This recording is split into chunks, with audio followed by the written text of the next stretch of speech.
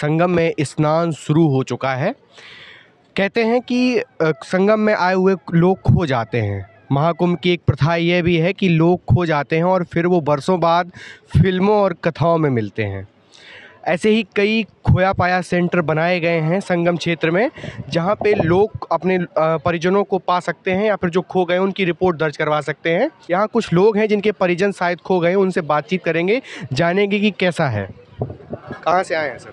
आगरा से। कौन खो गया आपका? हमारा एक भाई है, उसका इंतज़ार कर रहे हैं। तो आपने यहाँ पे अनाउंसमेंट करवाया है? नहीं, यहाँ पर रजिस्ट्रेशन करवाया है। कैसी सुविधाएं हैं, मतलब कोई दिक्कत तो नहीं हो रही है? कोई दिक्कत नहीं है, सारी सुविधाएं अच्छी हैं। सारे साथ में हैं। हाँ। तो कैसे खो गए हैं वो?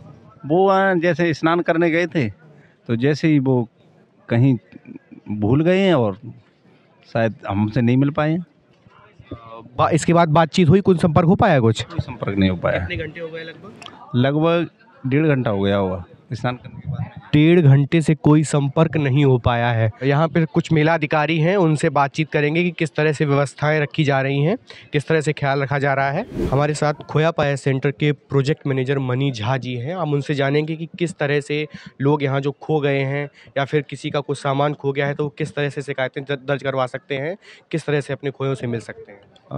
जो भी कुंभ क्षेत्र में तीर्थयात्री आते हैं, वो बहुत भीड़ होने के कारण वो अपने परिजन से बिछुड़ जाते हैं, और जब वो बिछुड़ जाते हैं और किसी भी स्वयंसेवी संस्थाओं के द्वारा हमारे संस्था पे लाया जाता है, तो सबसे पहले उनका हम छायाचित्र लेके उनकी डिटेल्स लेते हैं और अपने कंप्यूटरीकृत खोया पाया केंद्र के डेटा सेंटर में उनको रजिस्ट्रेशन करते हैं।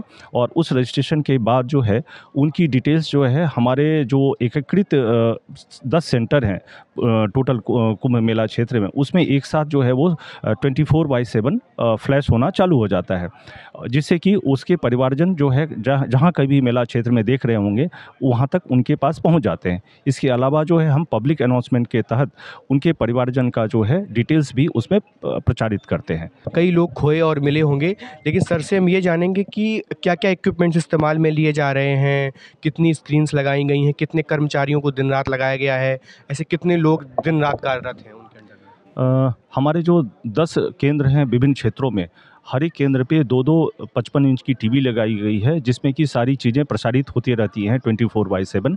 और इसके अलावा सबसे मुख्य जो है इस बार जो भारत सरकार की तरफ से हमें मिला है, जो डिजिटल इंडिया के तहत एक मुहिम है भारत सरकार का, जो हम जल्द से जल्द लोगों को मिला सकें, उसमें है AI आर्टिफिशियल इंटेलिजेंस का और भाषिणी का, जो भी भारत सरकार का उपक्रम है। भाषिणी का प्रयोग एक एज ए ट्रांसलेटर के तहत किया जाता है।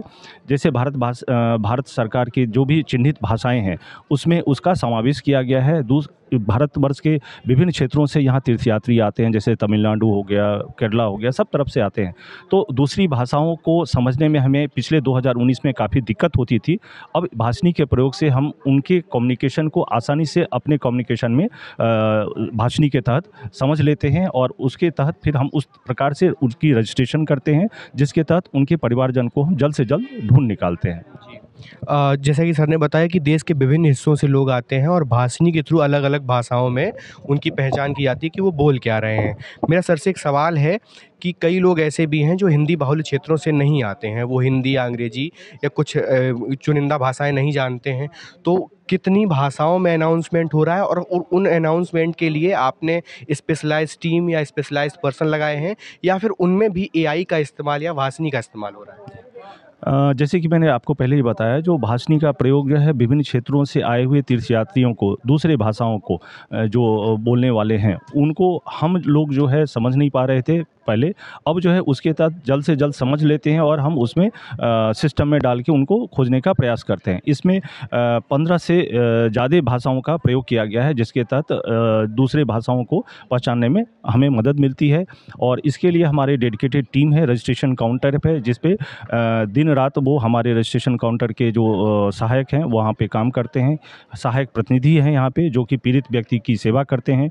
उनको डेडिकेटेड कक्ष में ले जाते हैं, उनका देखभाल करते हैं। जो भी विशेष सुविधाएं दी गई है उसके तहत उनको मान सम्मान देके उनको परिवारजनों से मिला के और हम उनको हंसी खुशी यहाँ से विदा करते हैं। बहुत बहुत धन्यवाद मनी जी का हमसे बातचीत करने के लिए। ये था खोया पाया सेंटर नंबर 1 संगम क्षेत्र से मैं यश अवस्थी, आई नेक्स्ट लाइव।